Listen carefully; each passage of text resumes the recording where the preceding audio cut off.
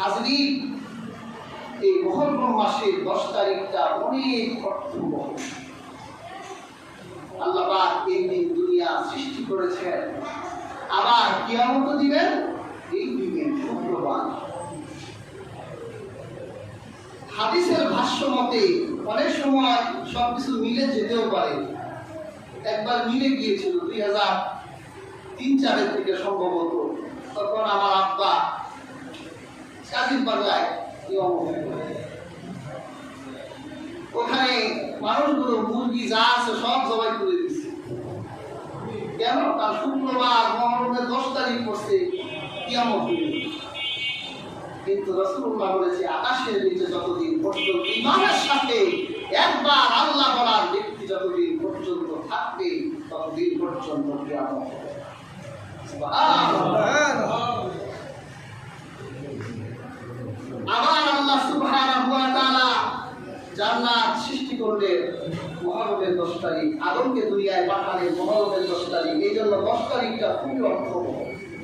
তবে ইতিহাসে রাসূলুল্লাহর ওফাতের প্রায় 50 বছর পর ইতিহাসে এক নির্মম ঘটনা ঘটেছিল, যেটা 10 মুহররমের সাথে সম্পৃক্ত না, কিন্তু 10 মুহররম এসে গেলে ইতিহাসের সেই কালদিনটির কথাও আমাদের মনে পড়ে যায়।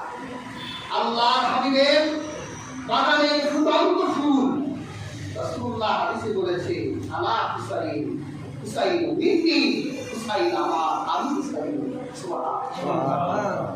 রাসূলুল্লাহ নাতিদেরকে এত ভালোবাসতেন। দুনিয়ার মধুর যত সম্পর্ক আছে এর মধ্যে অন্যতম মধুর একটা সম্পর্ক নানার সাথে নাতির সম্পর্ক, ঠিক না? রাসূলুল্লাহ যখন বাজারে যেতেন, বাজার থেকে ফেরার সময় নাতিদের কথা মনে পড়লে নাতিদের জন্য কিছু নিয়ে আসতেন। একবার রাসূলুল্লাহ ফাতেমার বাড়ির উঠানে দাঁড়িয়ে ডাক দিচ্ছেন, আইনা লুকা, আইনা লুকা, এই বাড়িতে কোনো খোকা আছো? খোকা। দরজাটা খুলে ইমাম হাসান দৌড়তে রাসূলুল্লাহ বুকের উপর দৌড়ে গিয়ে ছাড়তে রাসূলুল্লাহ চুমা দিলেন। সাহাবীদেরকে বলল, তোমরা এই শিশুটিকে দেখো। আকাশে হাত তুলে দোয়া করলেন, হে আল্লাহ, আমি মুহাম্মদ সাল্লাল্লাহু আলাইহি সাল্লাম এই শিশুটিকে ভালোবাসি, তোমরাও এই শিশুটিকে ভালোবাসো।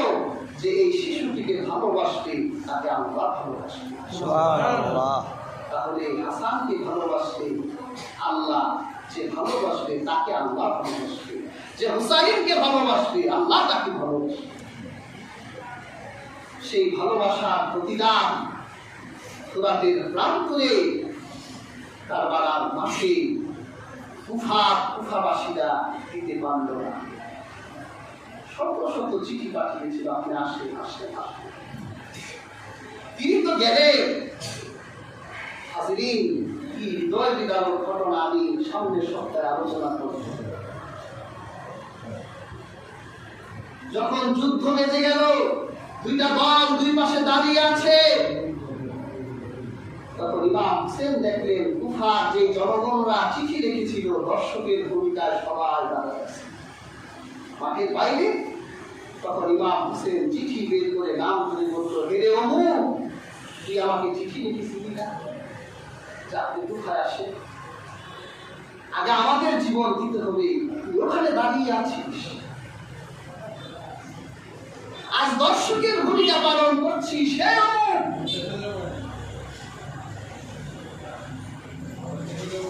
আজকে নির্মম ভাবে আহলে বাইতের সন্তানদেরকে হত্যা করা হবে। যুদ্ধের মাঠে নারীদের হত্যা করা হয় না, শিশুদের হত্যা করা হয় না। সেদিন নারী আর শিশুদেরকে হত্যা করা হয়েছিল। নামাজরত অবস্থায় ইমাম হোসেনের গর্দানে আঘাত করে তার মস্তকটা আলাদা করে দিল। তাদের কাছে কি হাদিস পৌঁছায় নাই যে শিশুটিকে যে ভালোবাসবে তাকে আল্লাহ ভালোবাসবে? তারা জানতো না। তারপরে সেই দেহটা উঠলে খোলার বিষাক্ত পায়, সেই দেহটা চূর্ণ বিচূর্ণ করে দেওয়া হলো। ওরা কি জানতো না যে এই দেহটাকে যে ভালোবাসে তাকে আল্লাহ ভালোবাসে? ওই দিন সন্ধ্যাবেলায় আমের নামের এক ব্যক্তি ছিলেন, তিনি ইমাম হোসেনের সাথে কারবালায় শহীদ হয়েছিলেন। সে আমের স্ত্রী বলল, শুনলাম কারবালার পান করে আমার স্বামী শহীদ হয়ে গেছে।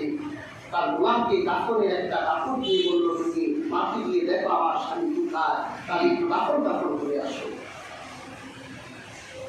হাজির সেই গোলাম যখন কারবালার মাঠে আসলেন, তিনি তার মালিককে খুঁজতেছিলেন।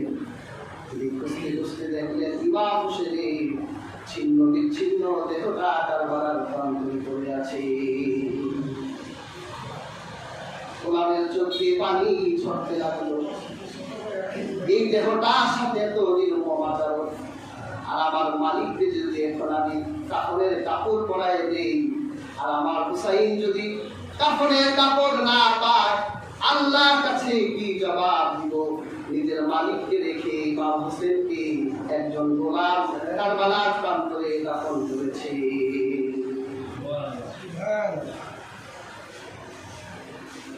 মাথাটা কি আচরণ করা হয় ওবাইদুল্লাহ বিন জিয়াদ, ঠোঁটের উপরে সহি হাদিস, ঠোঁটটার উপর আঘাত করছে। রাসূলুল্লাহ সাহাবী হযরত আনাস সেখানে দাঁড়ায় বলল, থামো, বেয়াদবি করছো। আমি অসংখ্যবার দেখেছি আল্লাহ হাবিবের ঠোঁটটার ভিতরে চুমু দিয়েছে। কোথায় ভালোবাসা? মুখের ভালোবাসা ভালোবাসা না, হৃদয় দিয়ে ভালোবাসতে হয়। আশিকরাও ছিল, এটাই শেষ কথা বলছি। আশিকও ছিল। হেজাজের বাজারে এক আশিকা ছিল। যখন ইমাম হোসেনের মাথাটা ইয়াজিদের দরবারে পাঠাবে, তখন সেই ইমাম হোসেনের পরিবারে তার স্ত্রী জীবিত ছিলেন, ইমাম হোসেনের বোন জয়নাব জীবিত ছিলেন, একটা পুরুষ জয়নুল আবিদিন জীবিত ছিলেন। এই কয়েকজনকে দিয়ে হেজাজ দিয়ে তাদেরকে দামেস্কে পাঠানো হলো। হেজাজের বাজারে এক নারী, মদিনার মানুষ যদি শুনতো যে বাজারে ঢুকেছে, ওই মদিনার মানুষদেরকে খাওয়াবো। যখন শুনলো যে এক মদিনার একটা কাফেলা হেজাজের বাজারে আসছে, অনেক রান্না করে সেই কাফেলার কাছে গিয়ে বলল, আপনারা খান। তখন ইমাম হোসেনের বোনের চোখ দিয়ে পানি ঝরে পড়েছিল, আর বলেছিল, আমাদের সাথে এমন নির্মম নির্যাতন হয়েছে, এই রাস্তা দিয়ে আমরা এসেছি, আমাদের একটু খাবার তারা খেতে দেয় না। বোন, তুমি কে যে আমাদের এই হেজাজের বাজারে মেহমানদারি করবে?